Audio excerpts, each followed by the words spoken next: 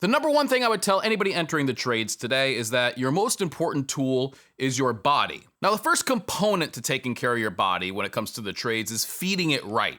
And I'm gonna tell you what I did wrong, okay? I used to start off my day with breakfast at the gas station. I was like a gas station connoisseur, I'm telling you. And to think, I would wonder why I was feeling groggy and like had brain fog all day, and then I would try to cure that with another Monster energy drink. The truth is, energy drinks are a terrible crutch on the job. They spike your blood pressure and your heart rate, and they mess with your heart's electrical systems in ways that coffee doesn't, thanks a lot to their stacked stimulants. Number 2 is exercise outside of work. This is probably the best thing I unintentionally did for myself starting way back when. And I say unintentionally because I didn't start working out for the health benefits or for longevity. I started working out to get girls. I'm just being honest with you here, okay? Right. And side note, that doesn't work quite the way you think it does. Most of the time you're getting compliments from guys, which was not my goal. Next up is sleep. And this was probably the biggest one for me because I used to play in bands.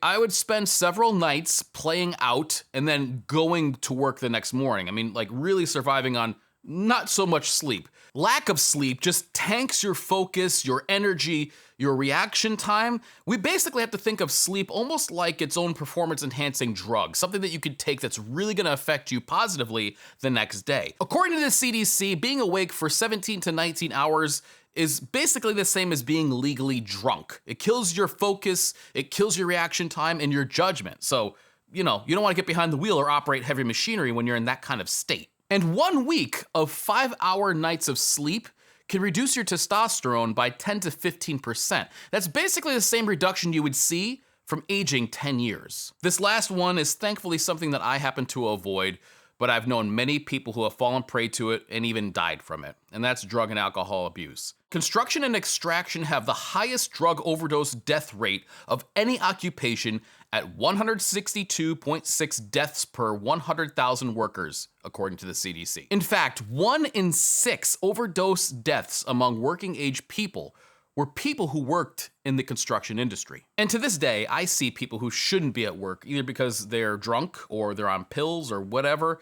And so I beg of you, if this is a problem that you have, there are resources available. Matter of fact, I'll link some below.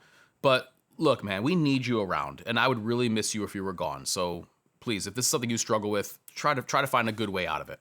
I want you to have a long and prosperous career in the trades, and the way to do that is by maintaining the finite resource that is your body, your mind, and your well-being.